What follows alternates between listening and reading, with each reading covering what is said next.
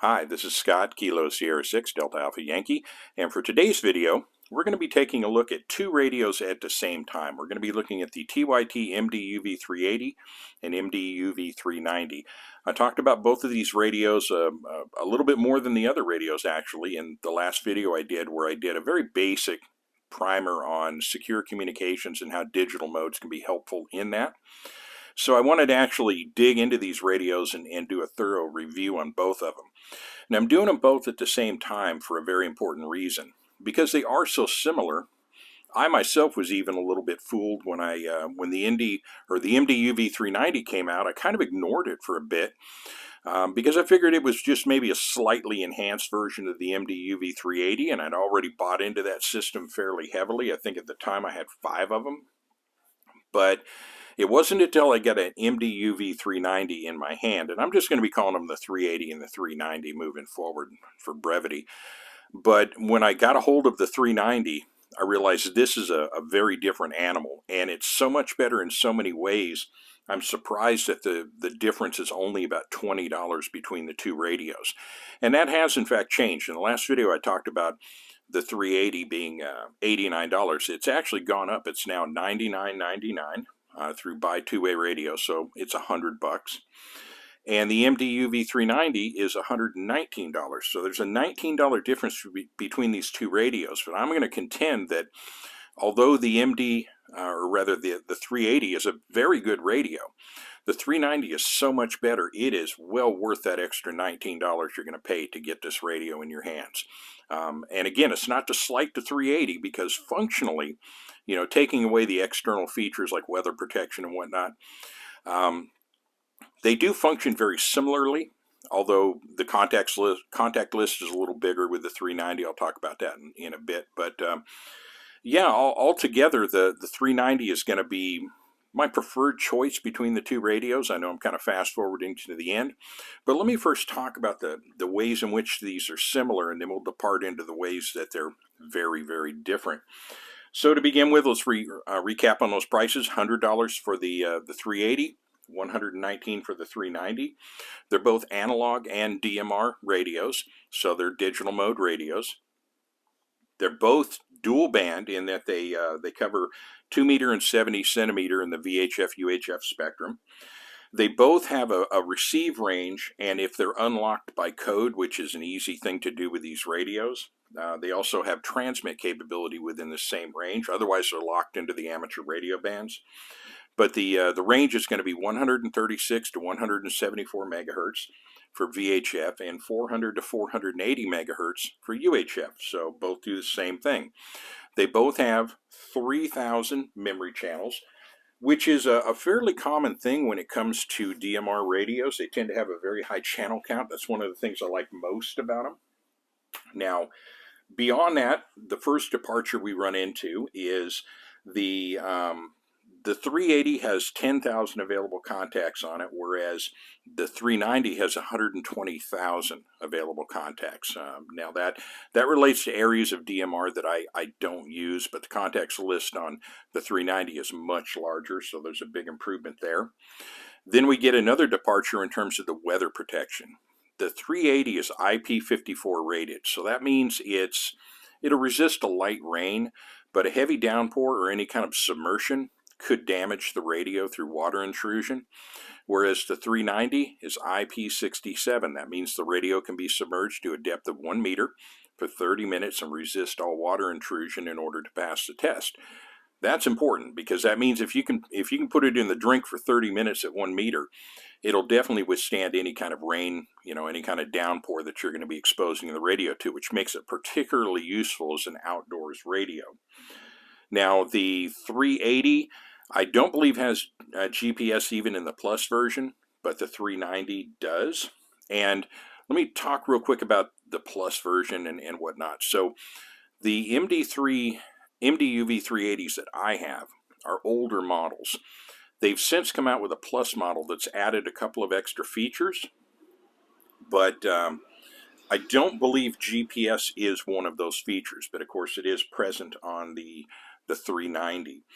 The batteries differ in terms of the 380 having a 2,000 milliamp hour lithium ion battery, whereas the 390 has a 2200 milliamp hour battery, so you get a little bit of extra time on the radio.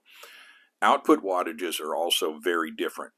The MD-UV380 has a 5 watt output on high, but in actual testing, the highest number I got was 4.3 watts, and that was on 441.000. Otherwise, it ranged like 146420 on VHF. It was 3.85. I got a 3.9 again in VHF. Further down the road in the UHF band, I went to 446.500, and I got, let's see, 4.15. This was all on a digital watt meter that I used to test these radios. Outside of the normal amateur radio bands within GMRS, we were looking at about 3.7 to 3.9 watts. And for MERS, we had 3.9 and 4 watts. So, like a lot of other radio companies out there, they claim 5 watts. They don't actually get a full 5 or exceed that, and are going to be, at their best reading, about a half a watt down. And that's pretty standard. I don't really hold TYT terribly responsible for this. Yaesu does the same thing, so does ICOM. But moving to the 390, the story changes significantly because they claim that it'll do up to 10 watts of output. And with all radios, you're going to have different output readings depending on where you're at and what band you're on and what frequency you're on. So the highest reading that I was able to get was on 441.000. I got 10.3 watts of output power. That's impressive. They actually exceeded the 10 watts that they claimed. And it was pretty good also on 446.500. I had 9.4 watts. But again, 10.3 was the highest that I got. In VHF, I got it between 8.4 and 8.5 watts. On GMRS, I got 7.8 and 7.5 was the span there. So 7.5 watts to 7.8 watts. And on MERS, I got 9 watts. I got a little bit lower reading on one of them at 8.9, but might as well just call it 9 watts. So the output power is significantly better. So we have enhanced weather protection, we have GPS, we have a higher, larger contacts list, we have higher output wattage, and it's only $19 more expensive than the 380. So you see where I'm going with this, that the 390 is pretty much the obvious choice. Other differences, factory programming cables are included if you buy from Buy Two-Way Radio, and I'll leave links in the description to where to get these from Buy Two-Way Radio. That's a really good place to buy radios from, and they have a special deal that at no cost you get a programming cable included with the radio, which is helpful because although this does have a K1 type speaker mic connection, I have discovered that some K1 plug programming cables don't work on these radios. You kind of have to use the ones that they provide. Now I haven't tried the my Magic Red cable, but again, I whenever I put these on the computer, I do have to search out the ones with the TYT marking on the USB portion to make sure I've got the right cable. So let's see if there's any other general stuff that I need to cover. Of course, both of these radios are capable, as I mentioned in the last video, of doing encryption.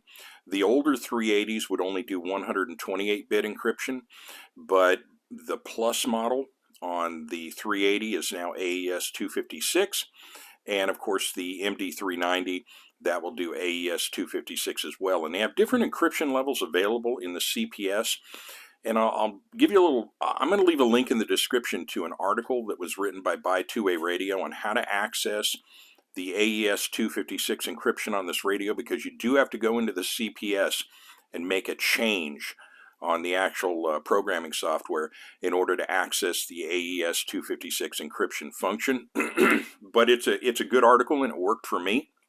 And if you read through the comments on that video, there's a couple of other neat little tips and experiences from other end users that you might find helpful. So I'll leave a link there on how to access that. Okay, that's kind of about it. So at this point, I'm going to do a walk around on both radios and kind of compare the features, because another area that will become immediately apparent, and I didn't notice this until I actually got my hands on one of these, But I had already been fairly impressed with the build quality of the 380. It has a nice solid feel to it. It doesn't feel flimsy. It feels very durable, although there are some parts on here in comparison to the 390 that will end up looking a little flimsy when you compare the two.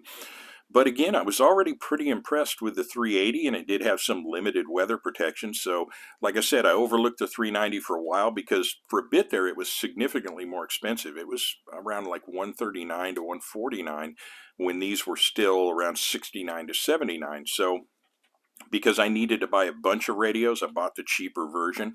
I kind of kicked myself in the ass for that. But I will say, between the two radios, if you don't really intend to be taking your radio outdoors and using it in any kind of rugged fashion, in other words, your radio is going to be an indoor cat, the 380 is a perfectly acceptable recreational DMR radio. It's also, because of the fairly low cost, it's an excellent radio to jump into if you just want to try out DMR for recreational purposes. But for emergency communications and hard, rugged outdoor use, the 390, this is definitely an outdoor cat. So well, I was talking about build quality and general impressions, but the difference when you pick these two radios up is immediately apparent. The 390 has a heavier, more solid feel. It is a much bigger radio too. Now, it's bigger in terms of the height, it's bigger in terms of the width of the case, it's also wider, but when you turn the radios on their sides, you see just how much bigger the 390 is compared to the 380. And everything on the 390 in terms of the build quality is an upgrade. They just take it to the next level. So let's do the walk around on the radio, and we'll start with the knobs here. And the knobs, you'll see there's a definite difference. I never really had a problem with the knobs on the 380 until I encountered the knobs on the 390. I like the fact that the center channel control knob is taller, so you have a tactile index of which one you're messing with. There's the little white line markings I don't really care about, but they do look kind of cool. And my OCD kicks in when the radio's off and the knob's been turned like that. I always do the stupid thing of lining the white lines up. But the knobs also have built-up reinforced areas at the base of the knob, even the base of the antenna. So yeah, there's a significant difference between the two. At the top of the radio, of course, we have no flashlight, because no flashlight is really needed on a radio of this type. But let me go ahead and turn it on. We have our on-off volume control knob, pretty much the same as everything else. You hear a little click, radio turns on, turn it all the way to the right, goes all the way up, and all the way down. You do have a volume indicator on your display, and I'll talk more about the display when we get to the front of the radio. In the center, we have our channel control knob. It is the only way that the channels can be adjusted. The channels actually don't go up and down with the up-down arrow key, only with the knob at the top. And it's got a good firm detent on each position, so you don't need to worry about it getting bumped off. Now, when we get to the antenna, neither of these radios have factory antennas on them. The factory antenna was the first thing I removed. It's an adequate antenna, but as I mentioned with pretty much all of my reviews, radio manufacturers know that particularly the North American market is big on individualizing their equipment, so they like to trick them out. And about the only thing you can really do on these radios is to change out the antenna. So they'll provide you with an antenna that will work. It will receive and send message traffic, but it won't do it as well as the aftermarket antenna solutions. And I have two aftermarket antenna solutions to show you here. Of the two, I've always been a big fan of the genuine factory Nagoya antennas, and this one is no different. It's an NA701, and the SMA connection is going to be a little different from what you might normally see on your typical import Chinese radio. But on the other radio, I have the SRH701 Alpha antenna by Diamond, which is just the shorter version of the SRH77CA whip antenna. I like this little shorter one. I tend to like shorter antennas in general. I get that whips do have some genuine benefits to them, but the length of the antenna I find kind of gets in the way, especially if this thing's mounted on a plate carrier or chest rig. Now, let me go ahead and pop the antenna off and show you what I was talking about the SMA taking a little bit of a departure. So unlike what you normally see with the import Chinese radios, this is an SMA female connection on the radio rather than a male connection. So oftentimes we see that center conductor pin on the radio side of things, and that means if you bend or break that pin, the radio is out of commission until you send it back for repairs. Whereas if the center conductor pin is on the antenna, if it gets damaged at any point when you're installing the antenna, you can just simply put another antenna on the radio and you'll be back in business right away. So it's my preferred connection. Now, I'll note this little rubber grommet here. I've talked about this with a couple of radios now. The FT60 was the first one I discovered. There's a little box of rubber grommets that you can buy at Harbor Freight. And I talked about this in a video called FT60 Gap Solution, I think is what it was called. But it comes with a little selection of this particular ring right here, and they fit perfectly over the base of the diamond antennas. Now what this is for is if I don't have that in there, because the base of the antenna is so much narrower than the base of the factory antenna, when you thread this on, there's it's not so much a gap between the antenna and the body of the radio, but this little moat that we now form around the base of the antenna that could collect water, and I don't want that to happen. So I found, as with most good things, just by pure happenstance, this thing perfectly fits into this opening and seals that gap off. So any water is not going to pool up in there, it's just going to flow out to the sides, and you can push it down, so it's going to further insulate the base of the antenna from taking on water. So that allows me to run this antenna, and it gets rid of that gap. It also looks good. It actually looks factory. It looks like it was designed that way. So those are two antenna solutions. The Nagoya antenna, by the way, is one that you, if you mess with these a lot, you've probably seen the other version. This is, of course, on the 380. It also, too, is SMA female on the radio side. And this is just the other version of the Nagoya antenna. You'll note that this little piece extends down, which is a little different. Normally it's just the antenna ends flush at the bottom of this housing. You have this little extension instead on here. So again, two good aftermarket antenna solutions for this, both of which improve the reception capabilities of the radio quite a bit. So let's move to the side of the radio, the PTT side of the radio. And the only real difference here is in that there's a little orange accent ring around the PTT on the 380, but both PTTs function pretty much the same. Now the 380, the PTT has a rubberized texture on it, whereas the button on the 390 is just plastic. It really doesn't matter. I've never had my fingers slip off a PTT.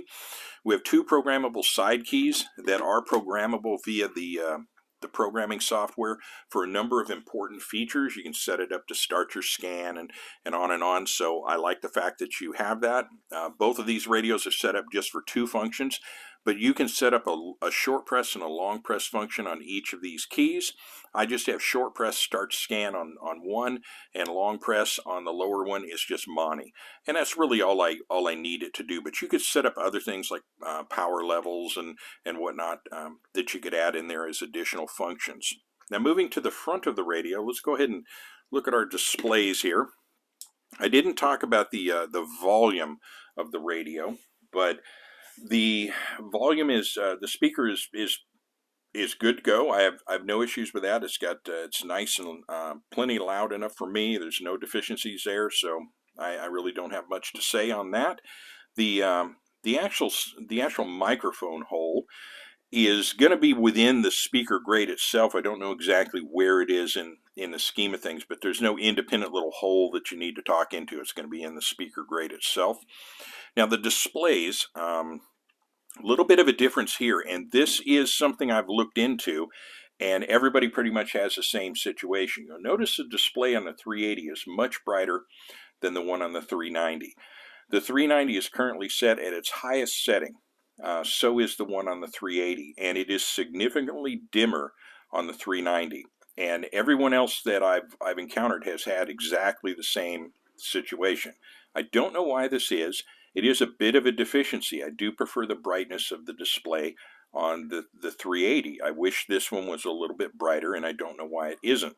Now, I don't find this to be too much of a problem, but I will say this will wash out in bright light a lot faster than the one on the 390.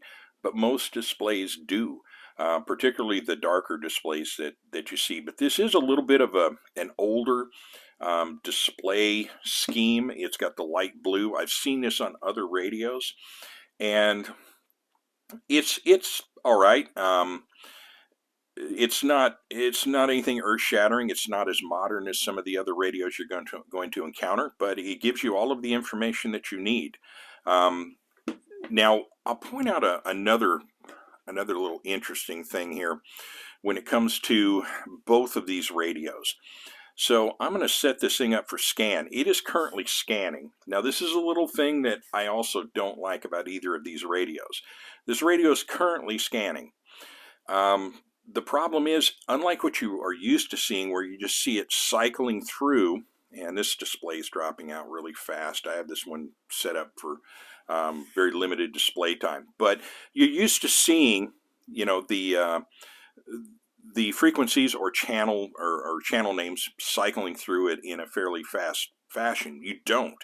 And in fact, when I first got this, I went down a rabbit hole for about a day trying to figure out why I couldn't start scan. Well, it was scanning. But this is how they've chosen to show that to you. So what happens is, and let me stop scan to show you. So normally you have your A and your B zones here. So and the current active band has the little arrow to the left. Now, when you initiate scan, it just drops out to 1. So unlike other radios that do dual display, something you can't do on this radio is keep the radio stationary on one frequency and then on the other band scan everything.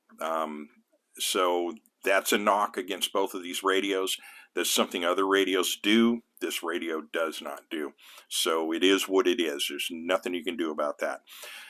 So let me go ahead and stop that scan, and we'll go over here. Now, moving the active bands, by the way, those are controlled by the arrows if you want to. So whatever band is currently active, that'll be the one that you're going to be transmitting on. If I want to move down to the lower band, I just use the arrow key and it takes me down there. Arrow key up takes me back up to the A section again. So easy enough, but that, again, you can't change the channels or the frequencies on display. You can't change that with the up-down arrow key. You can only do that with the channel control knob at the top. So since I use that pretty much exclusively anyway, it doesn't bother me a bit.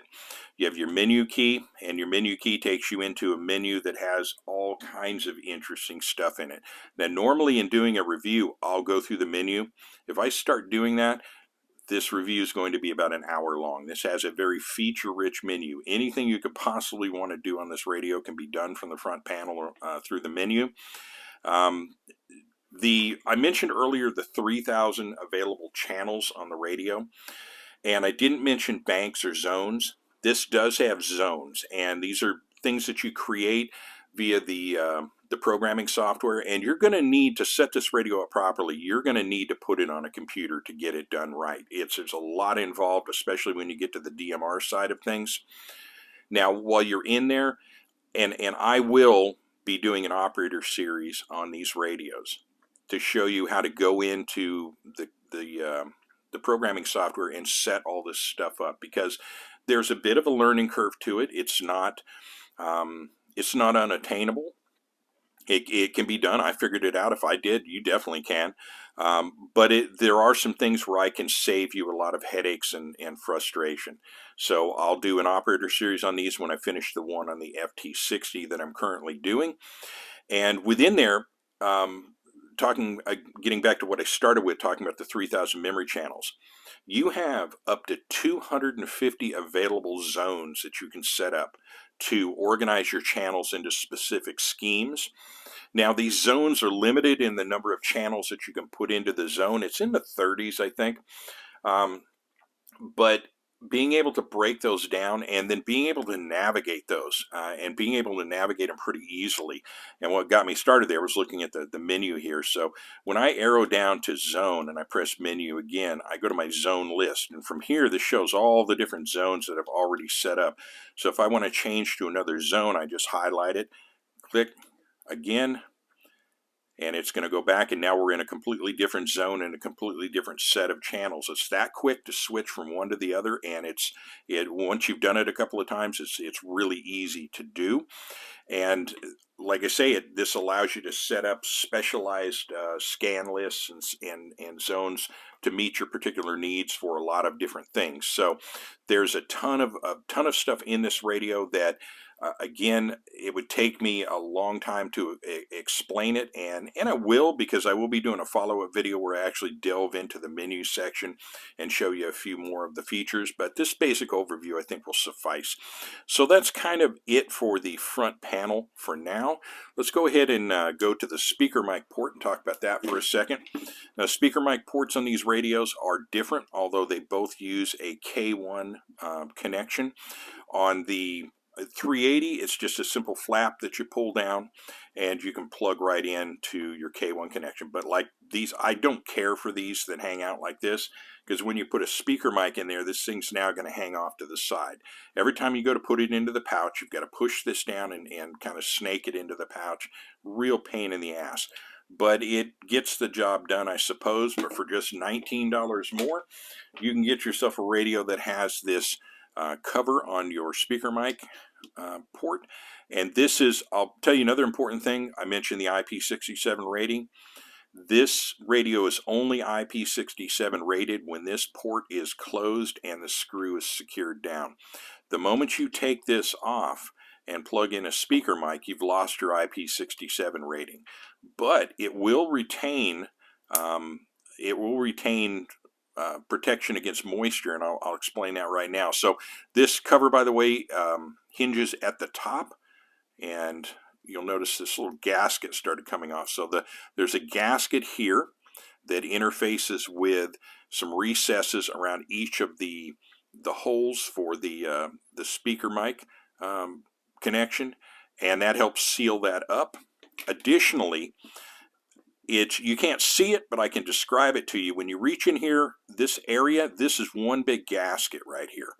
So what this means is, if you have the cover off and you plug in a speaker mic, when it flushes down in place, it's up against a rubber gasket that extends a little bit above the actual, I'm lost for a term here. I keep wanting to say plug holes. It'll come to me later. But yeah, the receptacles here. So when you press that all the way in and seat it down, it's gasketed. So that's going to mean that it's not going to be IP67, but I'll bet you this thing will resist a fairly heavy downpour still with the speaker mic on here. And I like that this adds the K1 connection, because this means it's compatible with my headset kits that I already have, and I have several PTT adapters for my various headsets, so I can use these radios with those headsets with no problem. And got the Calm Mountain speaker mic here. If you're looking, I've got a whole series of videos on speaker mics, and the Calm Mountain is good to go. So let's go ahead and put this back on, and we'll look at the batteries on both of the radios. I'll just snug this up. So moving to the back of the radio, first thing we'll look at is the belt clips. Here's another pretty radical departure between the two radios. The 380 has a horrible belt clip. Problem one, it's mounted to the battery. So if you have a spare battery, you need a spare belt clip to screw onto that battery. The belt clip itself is fairly flimsy. It has a good amount of movement and deflection. The pin is not staked, and I have had one of these, not on this radio, but I had another TYT radio like this, where the pin worked out and the clip just flew right off the radio. So this is not a very good belt clip. On the other hand, the 390 for $19 more, that's all it is, has got a monster of a belt clip. It's got a big steel assembly that bolts directly to the radio and not the battery. It's got a gigantic pin in there that is staked in place, and it is good size, and it is meaty and beefy. So this is definitely a step up. Now, looking at the batteries, we have completely different battery latches as well as completely different batteries. So the battery latch on the 380 is at the top. And this is the only radio, actually I take that back, I do have a couple more that do this, but most of the time what will happen, you'll pop the battery latch and the battery will slide out on rails, or it'll tilt up and slide out.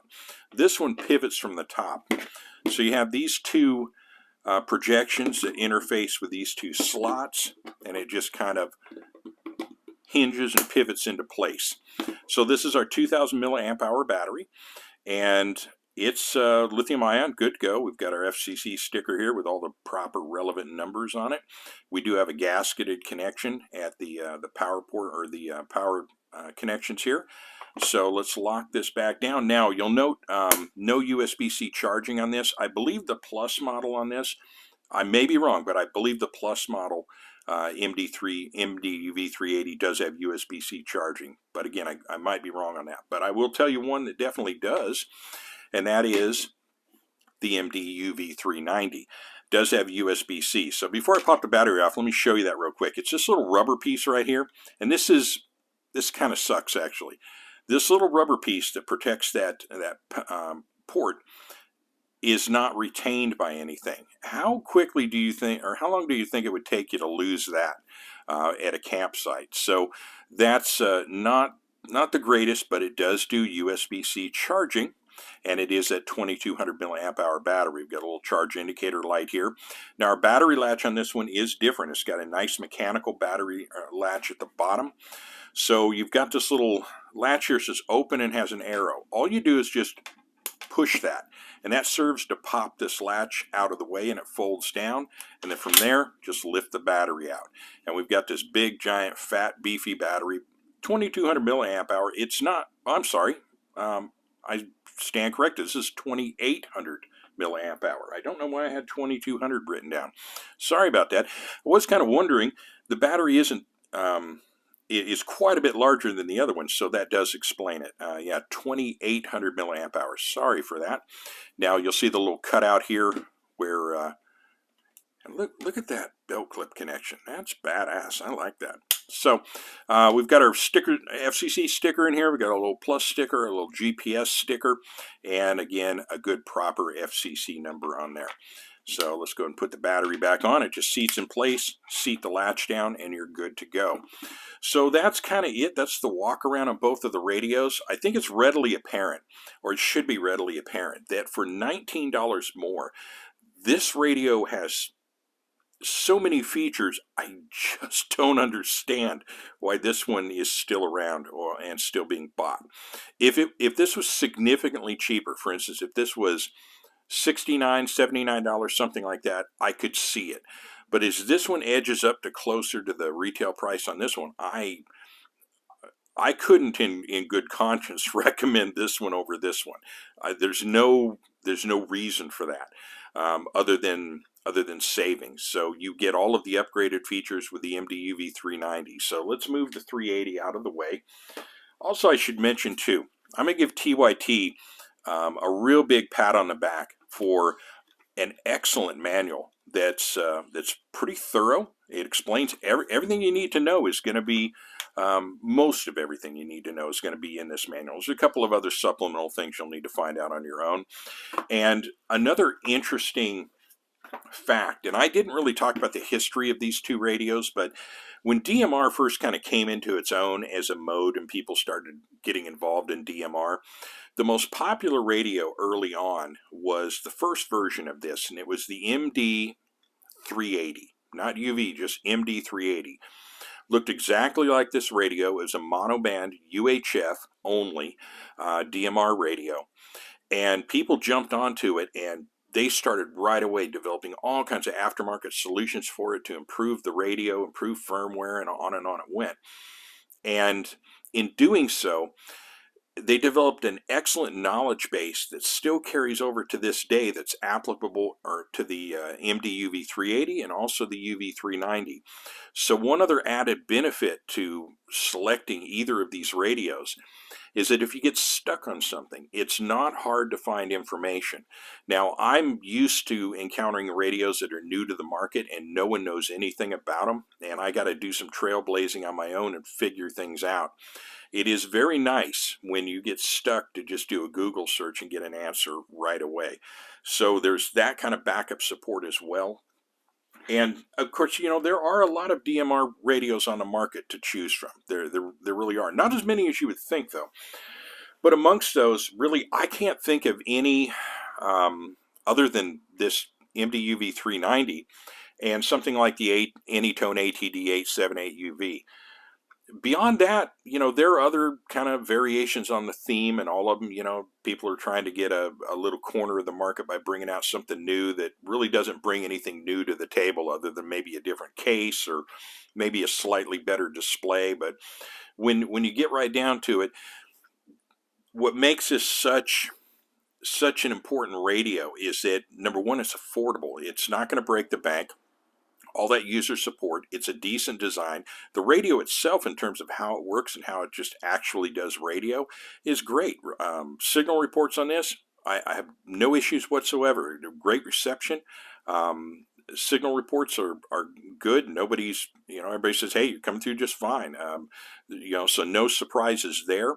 So it's dependable. It's not a radio that has a lot of quirks or bugs or issues or anything. It's just been solid and dependable. It's a friggin' workhorse. And again, $119. Kind of hard to ignore. So as a radio that you might use in a preparedness group or or whatnot, or for outdoor adventures like backpacking, hunting, rafting, kayaking, whatever, fishing, this is an excellent choice for that. So if you're looking for that added edge that DMR can provide to you in terms of communication security, here you go.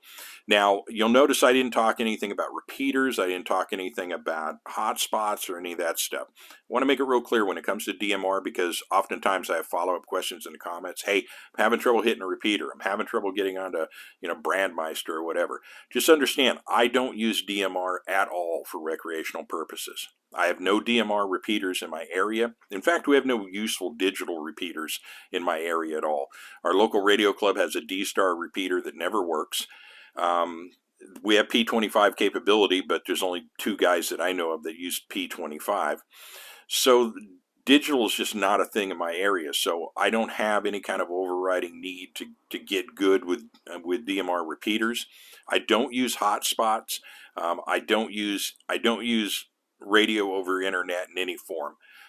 Never have and probably never will. I don't find it useful at all. It doesn't really fit into the way I do radio. If you do, fine. And I will tell you, if you are, like I said, you're an indoor cat, look around on Amazon. You might find an older, new old stock MD-UV380 for less than the $99. I know I've seen them on Amazon cheaper. They're not the Plus version, they're the older version, and you can find those cheaper. And if all you're looking for is a DMR radio to do something like hotspot work or work, a DMR repeater around you, there's a solution for you as well if it costs significantly less than the $390. But I think I'm starting to talk in circles now. I think I've covered this effectively enough. And I will, going forward, as I said, after I finish the FT60 operator series, I'm going to dig into this radio next, because it's important. It's also important for people that I know in my particular area. They need some extra learning tools to dig into to work with their radios, because this is kind of popular amongst the people that I hang with. So I will bring it to a close. Thank you for watching and or listening. This is Scott, Kilo Sierra 6, Delta Alpha Yankee from Visalia, California. Have a wonderful day.